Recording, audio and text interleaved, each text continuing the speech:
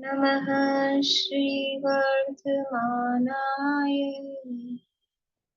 निर्धूत कलिलात्मने सालोकानां त्रिलोकानां यद्विद्यादर्पणाय ते यद्विद्यादर्पणाय ते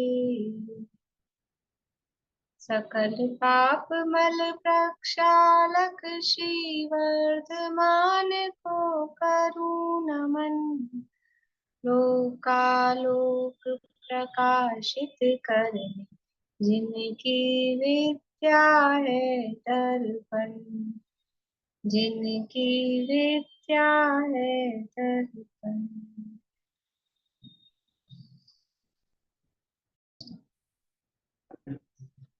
रत्नकरण शावकाचार नामक की एक ग्रंथ है, आचार्य महाराज समंतभद्र स्वामी द्वारा रचित। इसके अंतर्गत पंचम शिक्षा व्रत अधिकार चल रहा है और 4 प्रकार के शिक्षा व्रतों में से जो अंतिम शिक्षा व्रत यहाँ वैया व्रत के नाम का कहा गया है, उसकी चर्चा चल रही है।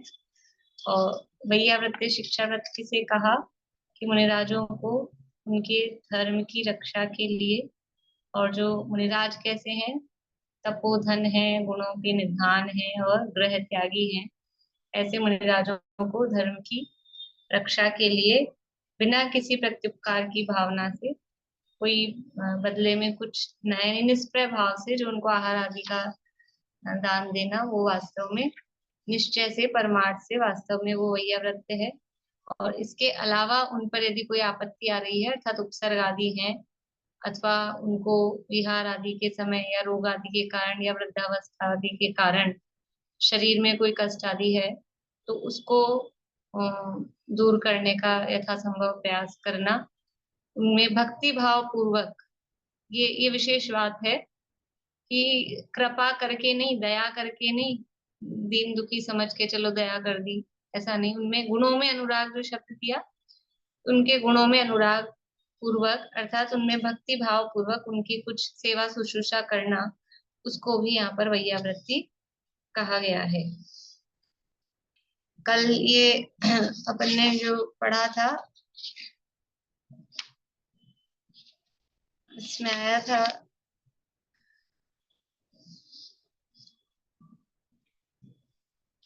46 दोष, 32 अंतराय और 14 मल दोषों से रहित जो मुनिराज आहार लेते हैं, इसकी चर्चा यहाँ कल आई थी।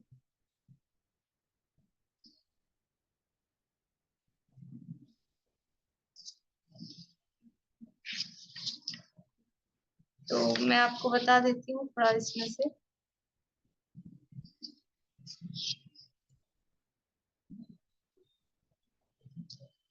छियालीस दोष कौन से हैं, 32 अंतराय कौन से हैं, यद्यपि वो उनके नाम भी थोड़े ऐसे हैं, मतलब अपने लिए अपरिचित से हैं, तो केवल नाम नाम से ही बताऊंगी, ज्यादा अपन विश्लेषण नहीं करेंगे, तो विषय बहुत अलग चला जाएगा। मूलाचार में मूल रूप से यहाँ दिए हैं, और मूलाचार की पीडीएफ मुझे मिली नहीं है, तो मैं आपको सिद्धांत कोश में से ही यहाँ से बताती हूँ। मूलाचार में गाथा नंबर 421 जो मूलाचार है, भट्टकेर स्वामी का ये मतलब भी प्राचीन ग्रंथ है। जिस तरह से अपने तिलोपन्नति आदि प्राचीन ग्रंथ है, ऐसे मुनियों के आचरण के संबंध में मूलाचार प्राचीन ग्रंथ है, भट्टकेर स्वामी का कहा गया है। इसमें 421 नंबर की गाथा है, और जो पिंड शुद्धि की प्रकरण है, पिंड शुद्धि अधिकार है, पिंड का मतलब है आहार, आहार की शुद्धि।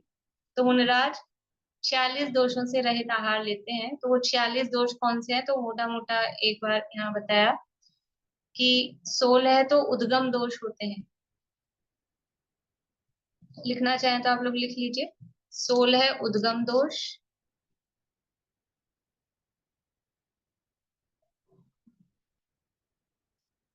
16 उत्पादन दोष,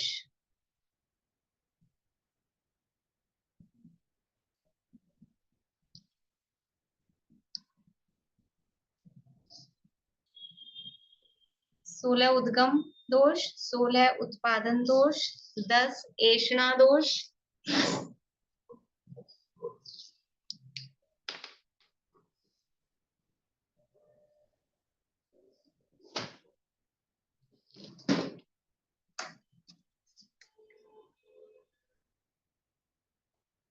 उद्गम दोष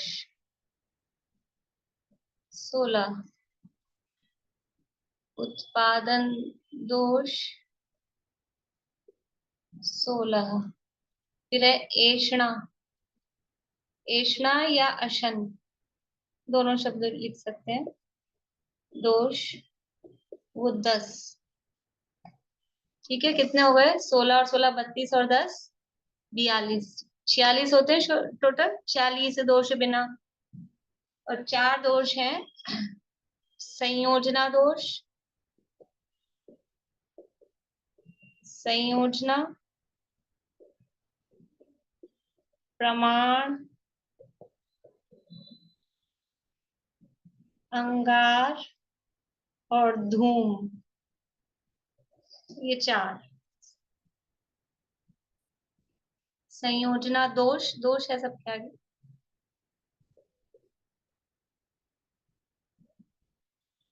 प्रमाण दोष, अंगार दोष और धूम दोष, ये तो 4 और 42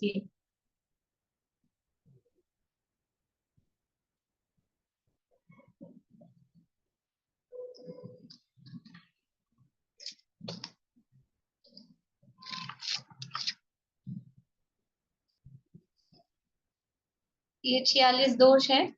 और इनका डिटेल में मतलब इनकी डिटेल में वर्णन मूलाचार में और जो मुनिराज के आचरण के संबंध वाले ग्रंथ है उनमें मिलता है, अनगार धर्मामृत में। बोली कविता जी, आवाज चालू करनी पड़ेगी। हाँ, संयोजन दोष वाला कितना?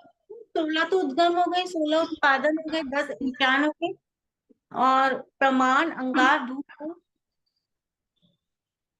प्रश्न क्या है आपका?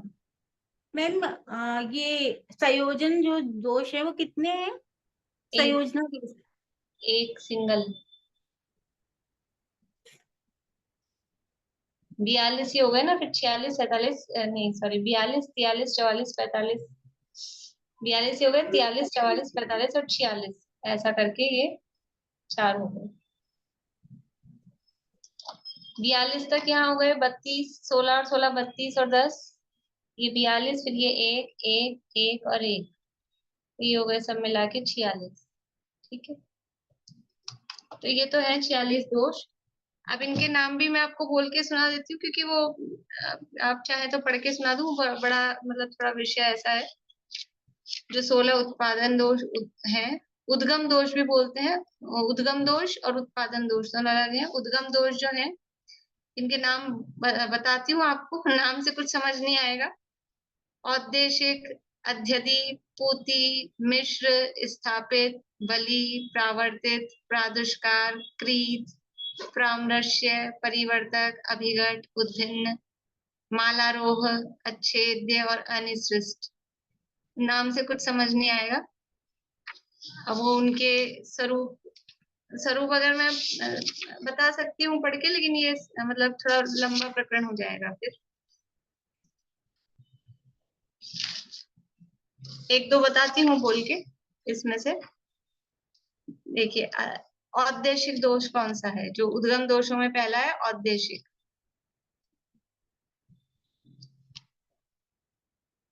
जो उद्देश्य करके, निमित्त करके किया जाता है अथवा जो उद्देश्य से हुआ है वह औदेशिक दोष है। फिर दूसरा है अध्यधि, संयत को आते देखकर भोजन पकाना प्रारंभ करना, अर्थात संयत संयत यानी मुनिराज को देखकर पकते हुए चावल आदि में और अधिक मिला देना, यह अध्यधि दोष है।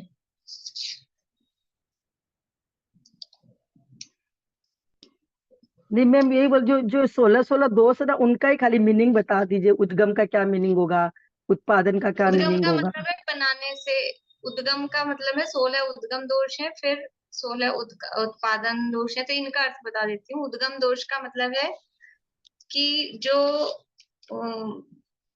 आहार जो बनाया गया है वो आहार जिन दोषों से युक्त है, यानी दाता में जिन अभिप्रायों से, जो देने वाला है, देने वाले के अभिप्राय में कुछ दोष है उसके बनाने में, तो वो उद्गम दोष कहलाता है। और फिर दूसरा है उत्पादन दोष, तो वो है पात्र में होने वाले अभिप्रायों से जो आहार उत्पन्न होता है, पात्र में जो कोई मतलब दोष अगर है तो वो कहलाता है उत्पादन दोष। और तीसरा जो ऐष्णा या अशन दोष है, ये परोसने वालों से जो अशुद्धियां हुई है भोजन परोसने में, वो कहलाती है अशन दोष या ऐष्णा दोष। मैम बोलिए। हमको बता ही दीजिए, कभी आहार भी देना हो तो पता तो वो गलतियां कहाँ हो रही है। ठीक है, तो मैं पढ़ के सुना देती हूँ इसमें से। थोड़ा थोड़ा सा एक लाइन में हो, लेकिन थोड़ा सा ध्यान रहे कि हाँ यहाँ ये भी गलती है बंद ठीक करते है, वक्त। वो मैं पीडीएफ मतलब आप लोगों को सुनना ही पड़ेगा, इसलिए भी मैं थोड़ा अवॉइड कर रही थी। सुना दीजिए। सुनना पड़ेगा आप लोगों को फिर ध्यान से। ठीक है,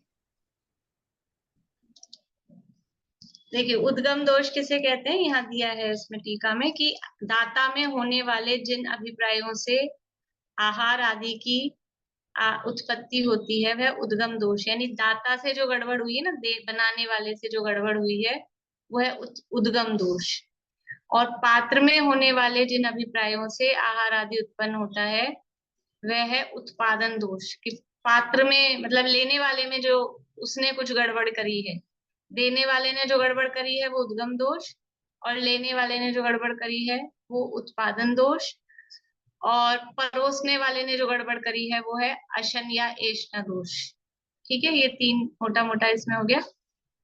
फिर है संयोजना दोष, तो किसी वस्तु का मिलाना, जो भी मिला दिया कुछ इसमें उसमें एक दूसरे में जो कुछ मिलाया, तो वो संयोजना दोष है। प्रमाण दोष है, वो प्रमाण का उल्लंघन करना, प्रमाण का उल्लंघन करना प्रमाण दोष है।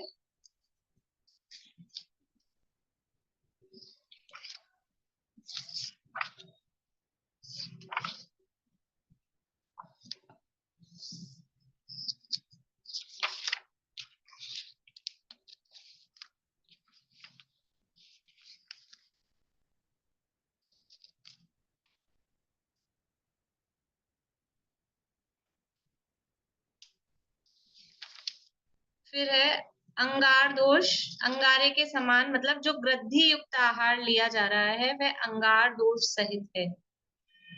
अंगार दोष को कह रहे हैं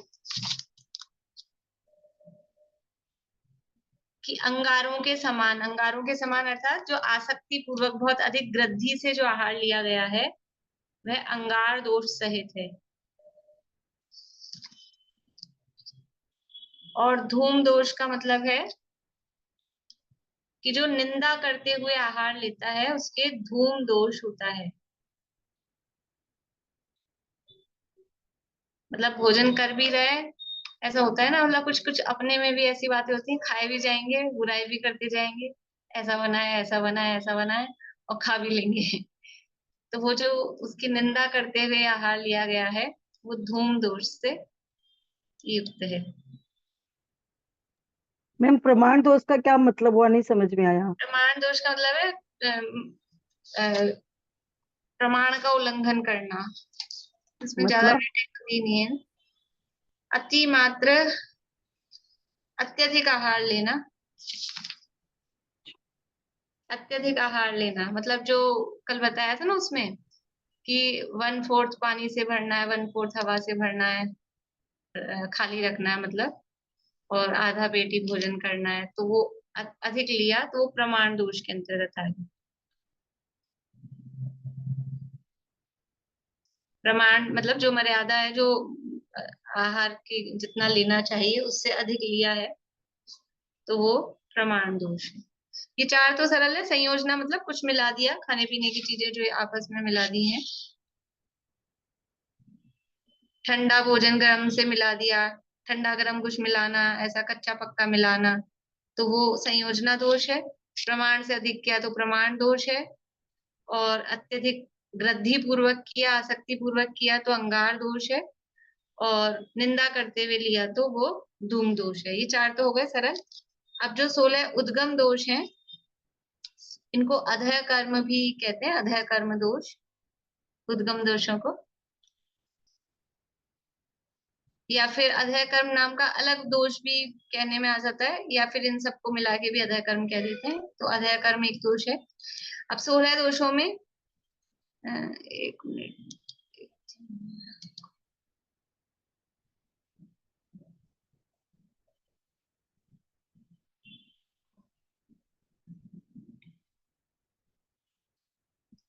देखिए मैं आपको क्रोम की शेयर करती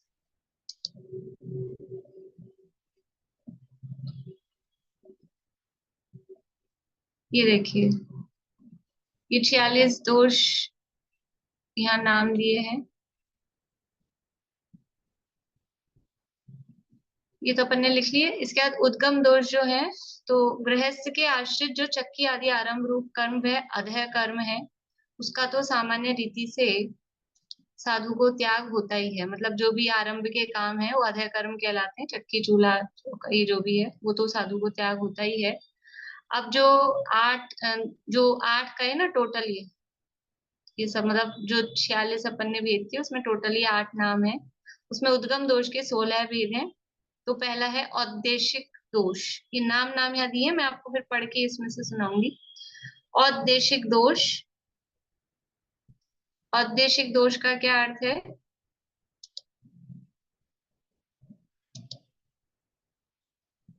उद्देश्य करके, निमित्त करके जो किया जाता है या उद्देश्य से जो बनाया है वह औद्देशिक दोष है। वही जो कल अपन ने कहा था उद्दिष्टाहार, कि कोई मुंडराज आए हैं उनके, ये बनाने वाले के आश्रित हैं। ये जो दोष है बनाने वाले के आश्रित है। तो उसने बनाया क्यों है? क्योंकि वो महाराज आए हुए हैं, इसलिए मैं बना रहा हूँ, इसलिए बनाया है। तो ये औद्देशिक दोष है। फिर दूसरा है अध्यधि दोष। अध्यधि दोष है कि मुनराज को आते हुए देखकर फिर बनाना चालू किया, या फिर अपने बन रहा था फिर देखा मुनराज आ रहे हैं तो अपने तो ये इतने तो कम पड़ेंगे, थोड़े और इसमें दाल मिला दी, चावल और धो के डाल दिए, ऐसा करके वो अध्यधि दोष। फिर तीसरा है पूति दोष। अप्रासुक और प्रासुक वस्तु का मिश्रण करना, यह पूति दोष है। अप्रासुक और प्रासुक मतलब कुछ तो थी हमारे, पानी समझ लीजिए उबला हुआ था और फिर कुछ उसमें एक 24 घंटे की मर्यादा वाला था, एक 6 घंटे की मर्यादा वाला था, उसमें उसको मिला दिया। इस तरह से और भी कुछ चीजें आपस में जो कम मर्यादा वाली अधिक मर्यादा वाली ऐसा मिला देना। तो अप्रासुक और प्रासुक वस्तु का सहेतुक मिश्रण। अप्रासुक प्रासुक मतलब जिसको प्रासुक किया है और जो बिना प्रासुक है उनको मिलाना। फिर है पूति दोष के बाद में मिश्र दोष। असंयतों से मिश्रण करके साथ में भोजन कराना। असंयमी जनों के साथ में उनको भोजन कराना, मतलब महाराज भी आहार ले रहे हैं और साथ में किसी असंयमी को भी साथ में बिठा दिया, तो वो मिश्र दोष है। इसके बाद में है स्थापित दोष। भोजन पकाने वाले पात्र से निकालकर अपने घर में अथवा अन्य के घर में रख देना स्थापित दोष है। जिस बर्तन में बनाया है वहां से निकालकर अपने घर में या दूसरे के घर में उसको रखना, वो स्थापित दोष है। फिर है बलि दोष। नैवेद्य या देवार्चना के भोजन को आहार में देना बलि दोष है।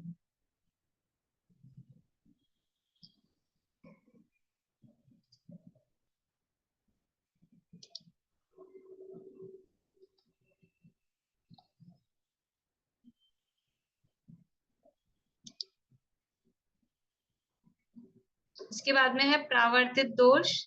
काल की हानि या वृद्धि करके आहार देना प्रावर्तित दोष है।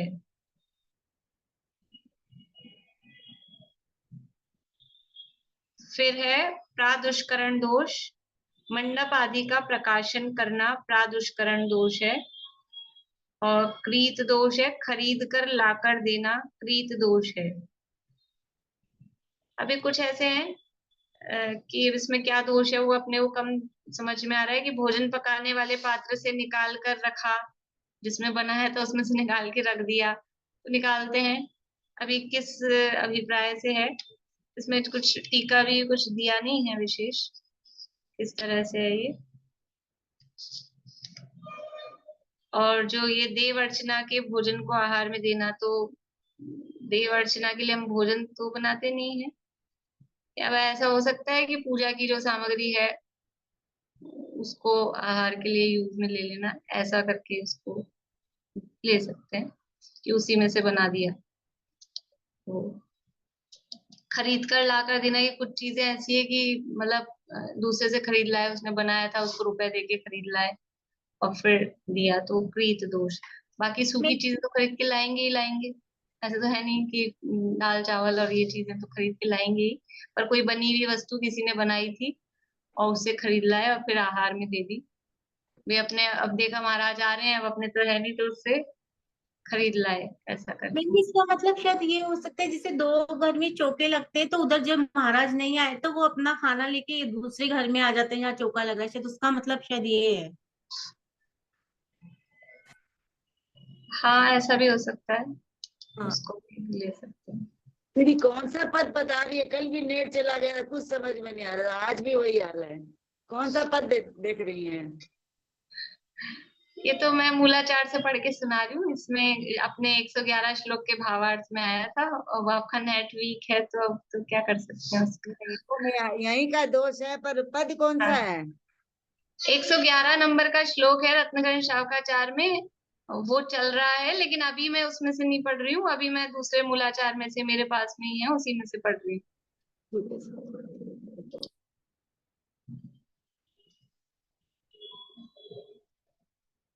ठीक है, इसके बाद में है कर्जा लेकर या उधार लाकर आहार देना, ये प्रामरस्य दोष है। अब आहार देना है तो सामग्री खरीद के लानी है, अपने पास धन नहीं है तो दूसरे से उधार लेके कर्जा लेके भी आके देना, ये प्रामरस्य दोष है। फिर परिवर्तक, कोई वस्तु बदले में लाकर आहार में देना, वो परिवर्तक, कि तुम हमसे ये ले लो, वो तुम्हारा दे दो, और ऐसा करके फिर आहार में दिया, तो परिवर्तक दोष है। अन्य देश से लाया हुआ भोजन देना, वो अभिघट दोष है। अन्य देश से कहीं बाहर से मंगाया और फिर वो दिया। फिर है मालारोहण, कि सीढ़ी से नसेनी से घर के ऊपरी भाग में चढ़कर लाकर कुछ देना, वो मालारोहण दोष है। महाराज आ गए आहार के लिए और फिर कहीं ऊपर रखा था, फिर ऊपर चढ़ के उतारा लिया, ऐसा, तो ये मालारोहण दोष है। फिर है त्रास हेतु, डर से आहार देना, त्रास हेतु डर से आहार देना अच्छेद्य दोष है, ये दोष का नाम है अच्छेद्य। और मतलब डर के आहार देना, कोई हमको डांटेगा, आहार नहीं देंगे तो हमको कुछ ऐसा हो जाएगा, या तो मतलब कुछ हमारा बुरा हो जाएगा, या फिर किसी ने कहा है तो डर के, उसके डर से, या फिर हम आहार नहीं देंगे तो हमारा कुछ बुरा हो जाएगा, ऐसा डर से आहार देना। फिर है अनिशार्थ दोष, अप्रधान दाता के द्वारा दिए हुए भोजन को लेना, अनिशार्थ दोष है। जो देने वाला है वो प्रमुख नहीं है और फिर उससे भोजन लिया, तो ये अनिशार्थ दोष है। ये उद्गम दोष शावक के निमित्त से साधु को लगते हैं, दोष तो लगेगा साधु को, लेकिन इसमें निमित्त कौन हो रहा है? ये निमित्त हो रहा है श्रावक, मतलब ये सारी जो गड़बड़ हो रही है वो श्रावक के निमित्त से हो रही है। और जो अधय कर्म दोष सबसे पहले बताया था, वो तो महादोष है। अधय कर्म जो दोष है, मतलब खुद ही चूल्हा चौका आदि, ये जो है ये महादोष है। अब है गृहस्थ के, यानी जो अधय कर्म हो रहे हैं,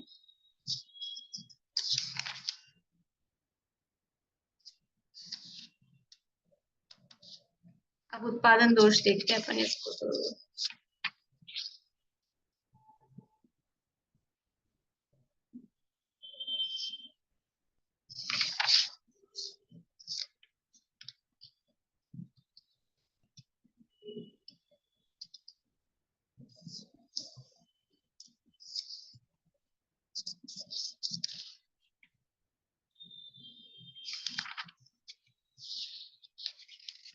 इस इसमें दिए है आगे गाथाएं और दी है डिटेल में, एक एक दोष के लिए भी, जो अपन ने एक एक लाइन में पढ़ा है ना, उसके लिए भी आगे गाथाएं दी हैं, लेकिन अभी बहुत विस्तार हो जाएगा, वन शॉर्ट में देखते हैं। जिनको विशेष जिज्ञासा हो तो ये मूलाचार के पीडीएफ तो ग्रुप में डलवा दूंगी, तो वहां से देख सकते हैं। अब उत्पादन दोष 16 उत्पादन दोष है। देखिए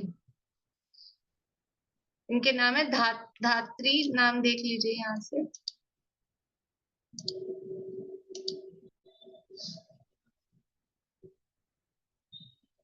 धात्री दोष दूत, निमित्त, आजीव, वनीपक, चिकित्सक, क्रोधी, मानी, मायावी और लोभी। ये तो हो गए 10। और इसके बाद में पूर्व स्तुति, पश्चात स्तुति, विद्या, मंत्र, चूर्ण योग और मूल कर्म, ये 6। इस तरह से 16 उत्पादन दोष है। तो धात्री का मतलब है माता के समान बालक का लालन पालन आदि करके आहार ग्रहण करना। मतलब अब ये दोष किसकी तरफ से लग रहे हैं? ये मुनिराज की तरफ से। मुनिराज आहार कैसे ग्रहण कर रहे हैं कि जैसे वो माता बालक का लालन पालन करती है, ऐसे वो श्रावकों का लालन पालन, मतलब उसमें वात्सल्य भाव रख के इस तरह से आहार ग्रहण करें।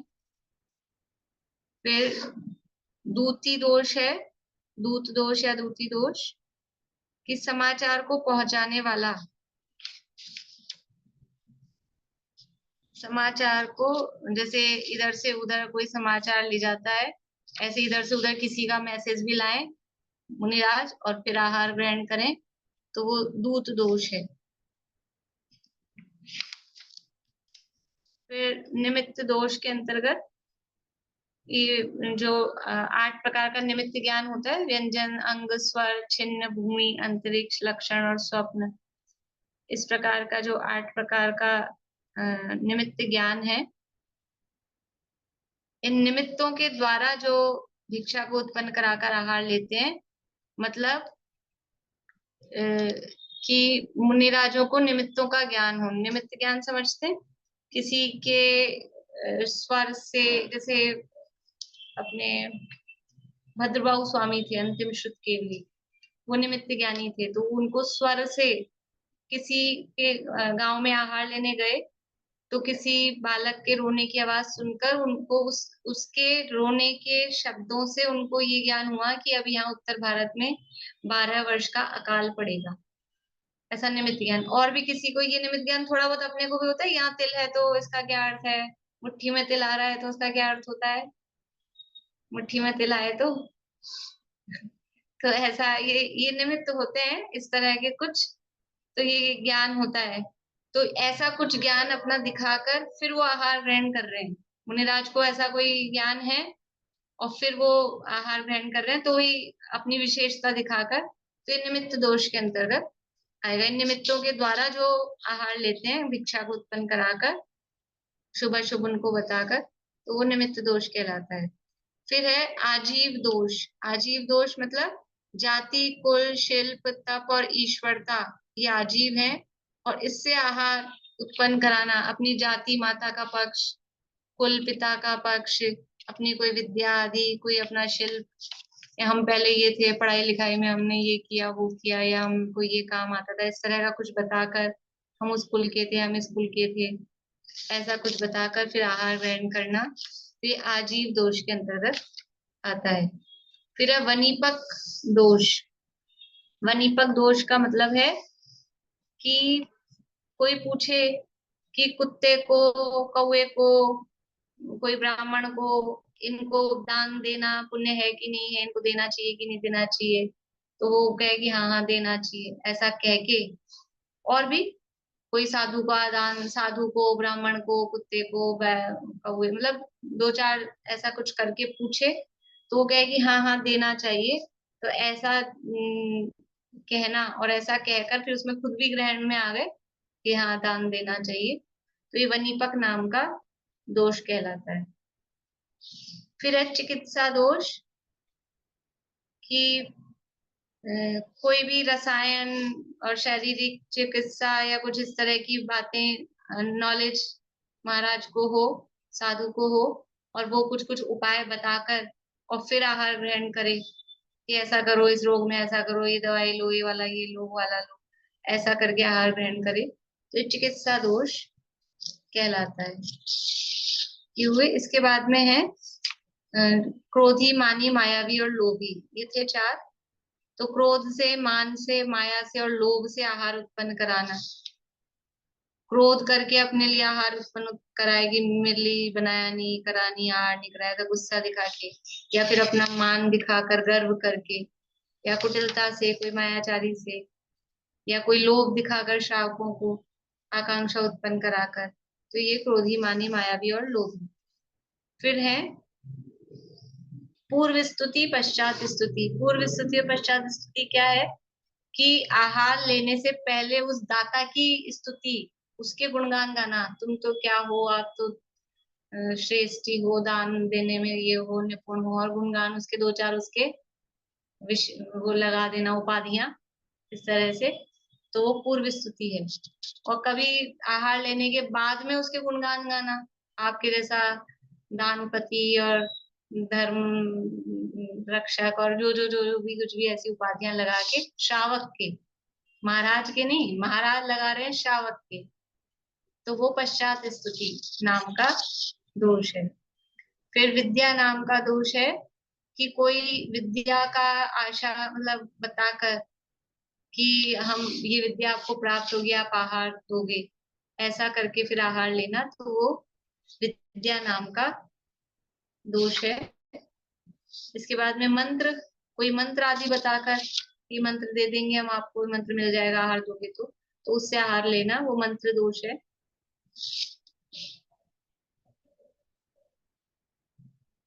फिर चूर्ण दोष, कि कोई चूर्ण बताकर आंखों के लिए, कोई ये आंखों में लगाने का, या कोई शरीर, मतलब चूर्ण का मतलब ऐसा नहीं खाली बैजी वाला पेट साफ होने का चूर्ण ही हो, चूर्ण हो, आंखों में जो लगाया जा रहा है उसको भी नेत्र चूर्ण कहते हैं। या फिर कोई शरीर पे पाउडर वगैरह लगाना, वो भी चूर्ण कहलाता है, शरीर की सुगंधता के लिए। तो इस तरह के जो भी कोई इस तरह के चूर्ण टाइप अगर उनको आते हैं, पता है, तो वो बताकर फिर आहार ग्रहण करना, वो चूर्ण दोष है। और मूल कर्म दोष है कि कोई बिछुड़ गया है गृहस्थों में, तो उनको मिलवाना, वियोग का संयोग करा देना, किसी को वश में करने का उपाय बता देना कि हमारे वश में हो जाए, कि सासू जी वश में नहीं है, कि बहू वश में नहीं है, कि पति वश में नहीं है, कि ऐसा कुछ भी, अड़ोसी पड़ोसी, तो ऐसा करके कोई उपाय बता देना। ये सब मूल कर्म दोष कहलाते हैं। इस तरह से 16 उत्पादन दोष है। फिर है 10 अशन दोष या ऐष्णा दोष।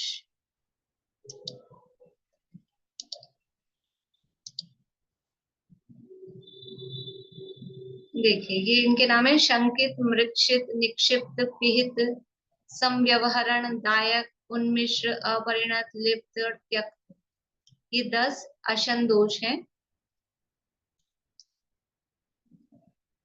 तो शंका से उत्पन्न हुआ आहार वो शंकित है,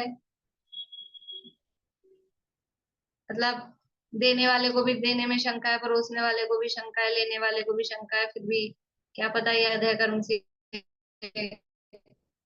बना हुआ है क्या, कैसा है, तो ये शंकित नाम का दोष है।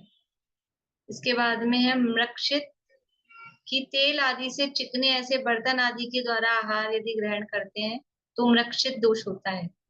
फिर निक्षिप्त है, स्थापित को निक्षिप्त कहते हैं, या सचित आदि पर रखा हुआ आहार ग्रहण करते हैं तो उसे निक्षिप्त दोष लगता है।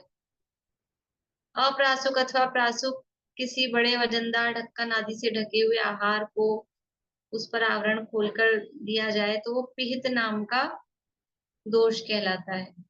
पिहित मतलब ढका हुआ, निक्षिप्त यानी रखा हुआ, तो यानी सचित्त पर रखा हुआ, जो अपन इसमें अपने उसमें भी देखते हैं अपन, सचित्त निक्षेप, सचित्त विधान, भोगोपभोग परिमाण आदि के जो अतिचार हैं उनमें भी ये शब्द आता है, निक्षेप और पिहित। फिर है समव्यवहरण, यानी कोई दान के लिए वस्त्र या पात्र को जल्दी से खींच कर, ऐसे खींच के उठाया, घसीट के ले लिया जल्दी जल्दी में, उससे जो दान दिया वो समव्यवहारण नाम का दोष है। फिर है दायक, परोसने वाले को दायक कहते हैं। तो अशुद्ध दायक के द्वारा दिया गया आहार यदि लेते हैं मुनराज, तो वो दायक नाम का दोष है। यानी वो खुद अशुद्ध है देने वाला, स्नान आदि से अशुद्ध है, अथवा समझ लो रजस्वला आदि है तो वो अशुद्ध है, तो वो देने वाला की अशुद्धि वो दायक दोष के अंतर्गत जाएगी। फिर अप्रासुक द्रव्य से अर्थात पृथ्वी आदि सचित वस्तु से मिश्र हुआ आहार उन्मिश्र है। सचित से मिश्रित जो आहार है वो उन्मिश्र है। और जिसका रूप रस आदि नहीं बदला है, ऐसे आहार या पान आदि जो कि अग्नि आदि के द्वारा अपक्व है, उसको जो मुनि ग्रहण करते हैं वो अपरिणत नाम का दोष है। मतलब प्रासुक आहार ग्रहण करते हैं तो प्रासुक का मतलब है कि उसका रंग और स्वाद बदल जाए, तो वो प्रासुक कहलाती है वस्तुएं, पर रंग और स्वाद बदला ही नहीं। अभी अभी पानी छाना और उसमें समझ लो हमने डाली लौंग सौंफ और उसका रंग आदि बदला ही नहीं है, और ऐसा ग्रहण किया, तो वो कहलाएगा अ, अपरिणत नाम का दोष। फिर है कि जो अप्रासुक आदि से लिप्त वस्तु है, उस गेरू आदि से लिप्त हुए बर्तन आदि से दिया गया आहार यदि मुनि लेते हैं तो उनके लिप्त नाम का दोष होता है। मतलब पुराने जमाने में वो बर्तनों पे गेरू वगैरह रंग लगाते थे, गेरू समझते हैं? पहले जो मांडना मांडते थे ना, रंगोली, आजकल तो कलर्स आ गए हैं, तो एक रेड और एक वाइट, दो चलते थे, चूना और एक गेरू। ख्याल में आ रहा है? देखा तो होगा आप लोगों ने, सब बड़े लोग हैं, मैंने ही देखा है तो सबने देखा होगा। तो वो गेरू, तो वो बर्तनों पर भी ऐसा, घरों पर भी वो गेरू, तो वो अभी गेरू तो अशुद्ध है समझ लो, गीला भी है, और अभी अभी वो बर्तन पे लगाया और उस बर्तन में आहार रखा है, वो दे दिया। तो ऐसे समझ लो वर्तमान में अभी के उसमें कि अपने बर्तनों पे स्टिकर लगे रहते हैं, अगर वो स्टिकर निकले हुए नहीं है, बर्तन नया बर्तन आते ही सबसे पहले उसको थोड़ा सा गर्म करते ही वो स्टिकर निकल जाता है, उसकी वो कागज भी हट जाए, उसकी गोंद, तो उसकी जो गोंद है ना जिससे वो चिपका हुआ है वो अशुद्ध है। तो यदि वो गोंद या वो स्टिकर बर्तन पे लगा हुआ है तो वो अशुद्ध है, उससे त्यागी व्रती वो आहार ग्रहण नहीं करते, भोजन नहीं लेते हैं ऐसे बर्तन में जिसपे स्टिकर लगा हुआ है। तो अपने ग्लास कटोरी जो भी बर्तन होते हैं, और वो एक बार अगर काम में ले लेते हैं मतलब एक बार मज गए तो फिर वो चिपक जाते हैं अच्छे से, तो उतरना मुश्किल पड़ता है। तो नए कोई थोड़ा सा गर्म करो हल्का सा बैक साइड से, तो वो तुरंत निकल जाता है, और फिर उसको मांज के अच्छे से उसकी जो गोंद है वो हटा देनी चाहिए। समय अपना हो रहा है, देखिए अभी इसमें फटाफट, अभी तो वो भी रह गए हैं। ये हो गया, हाँ ये हो गया लिप्त नाम का दोष। फिर कुछ यदि आहार देते समय गिरा रहे हैं भोजन, आहार दान दे रहे हैं और गिरा गिरा कर परोसते समय गिराए जा रहे हैं, तो उसको कहते हैं परित्यजन नाम का दोष। इस तरह से 10 अशन दोष हैं। बाकी के 4 अपन ने समझ ही लिए। अब 32 अंतराय जो हैं उनके पहले 14 मल दोष बता देती हूँ, फटाफट से लिख लीजिए आप लोग। 14 मल दोष देख लीजिएगा, यहाँ रत्नगढ़ शावकाचार में नाम, मतलब खाली नाम दिए थे, ये अपने पेज 167 पे है शायद ये नाम। हाँ 167 पे नीचे से सेकंड पैराग्राफ है, 46 दोष 32 अंतराय 14 मलों का त्याग करके। ये 14 मल दोष हैं, देखिए पहला है नख रोम बाल प्राण सहित शरीर, यानी नख ये अलग अलग है, नख अलग, रोम अलग, जंतु अलग, ये 3 है, इसमें कॉमा नहीं लग रहा है यहाँ पर। नख यानी नाखून आ जाए, रोम यानी बाल, जंतु यानी कोई छोटा जीव जंतु, हड्डी हाड़ यानी हड्डी, कण गेहूं आदि का कण, चावल का कण, मतलब आटे में गेहूं आ जाता है कभी बिना पिसा, ऐसा वो कण। फिर है पीव, चर्म, कर्ण के बाद कुंड और है, कण और कुंड, ये जैसे गेहूं का कण कहा है, चावल का कण, इनको दो लिया अलग अलग। फिर से बोल रही हूँ एक बार। नख, रोम, जंतु, हड्डी, कण। तो कण में तो लिया है कि गेहूं आदि का जो बाहर का मतलब वो आ गया, छिलका वगैरह, वो कण। और कुंड, कुंड में लिया है जो चावल आदि के अंदर का सूक्ष्म, मतलब ऐसे बोलते हैं अभी कण है, चावल बनता है जब अपन दबा के देखते हैं, तो पका नहीं है तो कण बोलते हैं उसको। वो ये दो अलग अलग लिए हैं, कण, कुंड। इसके बाद में है पीव, पीव यानी पस, क्या बोलेंगे, मवाद। चर्म यानी चमड़ा, रुधिर यानी खून, मांस यानी मांस, बीज, बीज समझते हैं, नींबू का बीज आ जाए कोई, जो भी इस तरह से बीज, फल,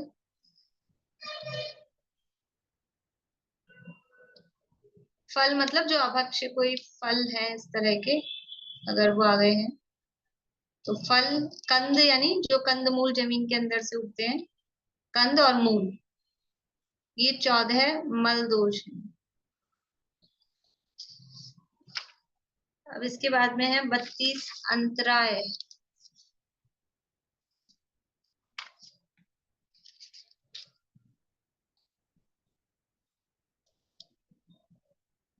देखिए फटाफट से देख लीजिए। कोई कौवा बीट कर दे तो काक नाम का अंतराय है। अशुचि वस्तु से पैर में लग जाए तो अमेध्य नाम का अंतराय है। किसी को वमन हो जाए, उल्टी हो जाए तो छर्दी। कोई भोजन का निषेध ही करे, मत करो, ये रोध नाम का अंतराय है। अपने या दूसरे के खून निकलता देखे तो रुधिर। दुख से आंसू निकलते देखे तो अश्रुपात नाम का अंतराय है। पैर के नीचे हाथ से स्पर्श करना, यानी कोई हाथ से पैरों के नीचे की तरफ कोई टच करे तो जावंध परामर्श नाम का अंतराय है। फिर घुटने प्रमाण काठ के ऊपर उलंघ जाना, वह जानुपरी व्यतिक्रम। घुटने जितनी लकड़ी कोई पड़ी हो इतनी ऊंची, उसको उंगाले, उसको कोई ऐसा क्रॉस कर ले तो वो जानुपरी व्यतिक्रम अंतराय है। नाभि से नीचा मस्तक करके निकलना, वो नाभ्यधो गमन, अधो निर्गमन। त्याग की गई वस्तु का भक्षण करना, प्रत्याख्यात सेवना। जीव वध होना, जंतु वध। कौवा ग्रास ले जाए, वो काकादि पिंड हरण। पानी पात्र यानी हाथ से कोई पिंड यानी भोजन गिर जाए तो वो पाणितः पिंड पतन। पानी पात्र यानी हाथ में किसी जंतु का मर जाना, वो पाणित जंतु वध। मांस आदि का दिखना, मांसादि दर्शन। देवादिकृत उपसर्ग होना, उपसर्ग। दोनों पैरों के बीच में कोई जीव गिर जाए, वो जीव संपात। भोजन देने वाले के हाथ से भोजन गिर जाए, वो भोजन संपात। अपने उदर से मल निकल जाए, वह उच्चार। मूत्र आदि निकलना, प्रस्रवण। चांडाल आदि अभोज्य के घर में प्रवेश हो जाए तो अभोज्य गृह प्रवेश।